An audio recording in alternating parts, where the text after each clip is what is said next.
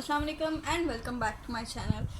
तो जी इस लेक्चर में हम बात करेंगे, जैसे पीछे हम ह्यूमन राइट की हिस्ट्री को ट्रेस करते हुए आए हैं। हमारे पास सबसे पहले थोड़ी सी रिवीजन कर लेते हैं। तो ह्यूमन राइट्स और सिटीजनशिप की बात हमने स्टार्ट में की कि वो कहाँ से एंशिएंट सिविलाइजेशन से स्टार्ट हुआ, और उसके बाद हमारे पास स्कूल ऑफ थॉट्स थे। ह्यूमन हिस्ट्री को हमने ट्रेस किया थोड़ा सा।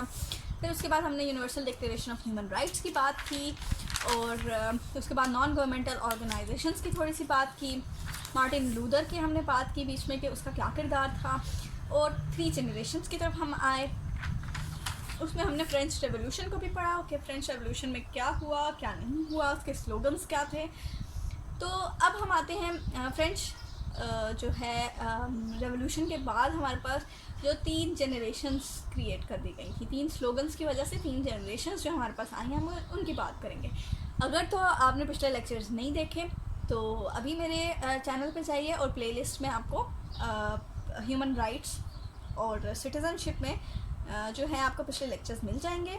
और अब हम आज के लेक्चर में हम आज फर्स्ट जनरेशन से स्टार्ट लेते हैं, जो कि फर्स्ट डायमेंशन थी, जिसको हम ब्लू राइट्स भी कहते हैं। इसमें हमारे पास लिबर्टी की बात की गई, जो सिविल और पॉलिटिकल थे। इसमें vote caste, property, freedom of speech, religion और इस सब की बात की गई। अच्छा, सबसे पहले हम पॉलिटिकल का डिस्कस कर लेते हैं। इसमें right to assemble, petition, vote, right to justice, right to participate. अब राइट टू असेंबल क्या है कि राइट टू असेंबल धरना देना, ये चीज़ें। अब धरना तो हमारे पास जैसे कि पाकिस्तान में है तो कोई भी दे सकता है। अभी खान साहब ने जब धरना दिया तो वो राइट टू असेंबल था। राइट टू पिटीशन की तरफ आते थे, हम केस कर सकते हैं किसी पे भी। हमारे अगर कोई राइट्स वायलेट कर रहा है तो हम उस पर केस भी कर सकते हैं। राइट टू वोट, हम किसी भी पॉलिटिकल पार्टी को सपोर्ट कर सकते हैं। राइट टू जस्टिस, हम इंसाफ का तकाजा कर सकते हैं कोर्ट में जाकर कि हमारे साथ इंसाफ नहीं हुआ। ऊपर से राइट टू पार्टिसिपेट, किसी भी मूवमेंट में आप पार्टिसिपेट कर सकते हैं, किसी भी तहरीक को आप सपोर्ट कर सकते हैं। उसके बाद हम सिविल की तरफ आ जाते हैं। तो सिविल्स में right to expression, right to think, right to religion, movement, challenge और फिलोसफाइज आ जाता है। अब for having these rights you should have identity to a group, state और रिलीजन। अब राइट टू एक्सप्रेशन, अपने किसी भी उसको एक्सप्रेस करने के लिए आप ख्यालात का राइट रखते हैं, आप रिलीजन का राइट रखते हैं, आप किसी भी रिलीजन को मान सकते हैं पाकिस्तान में रहते हुए। आप किसी भी मूवमेंट में शामिल हो सकते हैं, आप दूसरे को चैलेंज कर सकते हैं। जैसे पॉलिटिकल पार्टीज़ में हमारे पास एक दूसरे को चैलेंज किया जाता है, तो you have a right to challenge.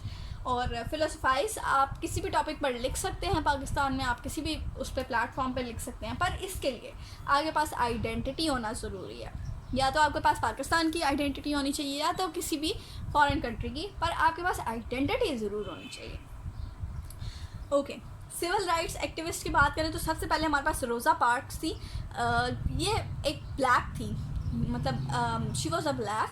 Arrest कर लिया था इसको अमेरिकन पुलिस ने 1955 में। अब अरेस्ट क्यों किया था?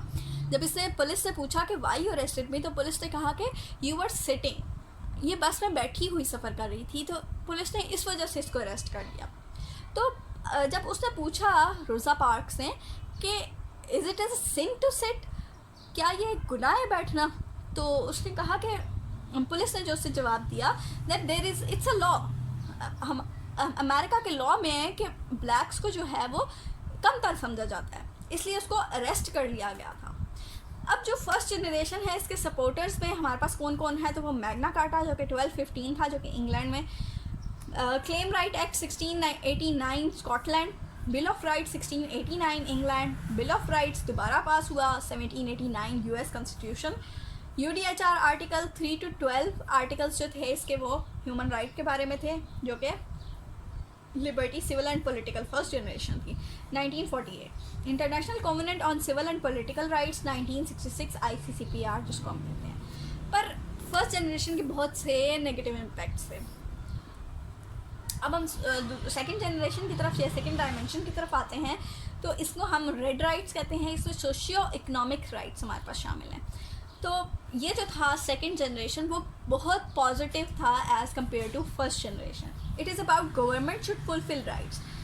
एक स्टेबल स्टेट है तो ये उसकी जिम्मेदारी है कि वो ह्यूमन राइट्स को फुलफिल करेगी। Government health care, hospitals, education सब कुछ गवर्नमेंट के ज़िम्मे था। अगर आपकी एग्रीकल्चर स्ट्रॉन्ग नहीं है तो उसको इम्पोर्ट करना भी गवर्नमेंट की ज़िम्मेदारी थी। सेकेंड जनरेशन को हम दो सब कैटेगरीज में डिवाइड कर देते हैं, प्रोविजन ऑफ गुड्स और economic needs. Provision of goods में हमारे पास शेल्टर, हेल्थ केयर और एजुकेशन आ जाता है। इकोनॉमिक नीड्स में हमारे पास fair wages, social welfare, adequate work आ जाता है। अब सेकेंड जनरेशन के जो हमारे पास सपोर्टर्स थे, उन सपोर्टर्स में UDHR, international covenant on economic, social and cultural rights, जो कि 1966 था, ICESCR, जिसकी हमने लास्ट पिछले लेक्चर्स में भी बात की थी थोड़ी सी, कि ये फोकस करता है फूड, एजुकेशन, हेल्थ और शेल्टर को। ठीक हो गया। अब अगर हम थर्ड जनरेशन की तरफ आते हैं तो थर्ड जनरेशन को हम या थर्ड डायमेंशन को हम ग्रीन राइट्स भी कहते हैं। इसमें फर्टेनिटी है, कलेक्टिव राइट्स की बात की जाती है, right to access environment, resources, development, peace, self determination. Related to groups और कम्युनिटी, जैसे हमें नज़र आ रहा है कि इन्वायरमेंट, रिसोर्सेज, डेवलपमेंट है, डेवलपमेंट कोई सिंगल पर्सन तो कर नहीं सकता, तो कम्युनिटी की बात की जा रही है। पीस है तो एक बंदा तो अमन ला नहीं सकता पूरे उसमें, तो एक कम्युनिटी की, एक स्टेट की या फिर कलेक्टिव बात की जा रही है।